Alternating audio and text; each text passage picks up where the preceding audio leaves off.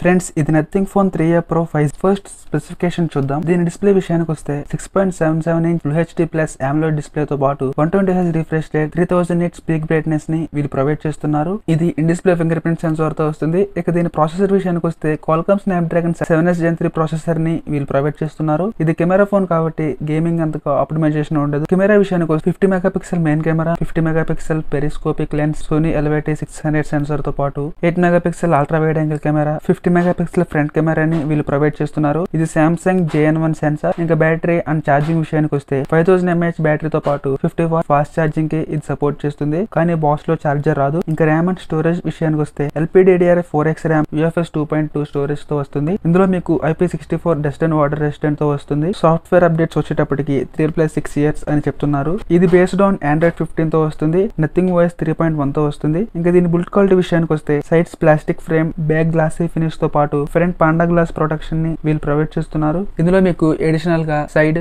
Special button ఉంటుంది. దీన్ని మీరు నోట్స్ లాగా ఉపయోగించుకోవచ్చు. కనెక్టివిటీ విషయానికి వస్తే ఇందులో మీకు 10 5G బ్యాండ్స్ ఉంటాయి. అలాగే మీకు బ్యాక్ లైట్స్ ని ప్రొవైడ్ చేస్తున్నారు. NFC ఉంటుంది. బ్లూటూత్ వర్షన్ 5.4 తో పాటు Wi-Fi 6 కి సపోర్ట్ చేస్తుంది. ఇంకా ఫైనల్ గా ఈ మొబైల్ ఎవరికంటే పోర్ట్రైట్ కెమెరాని ఎవరైతే ఎక్కువగా యూస్ చేస్తారో వాళ్ళకి ఈ మొబైల్ బాగా ఉపయోగపడుతుంది. ఇన్ఫర్మేషన్ నచ్చితే లైక్ చేయండి. అలాగే మన ఛానల్ ని సబ్స్క్రైబ్ చేసుకోండి.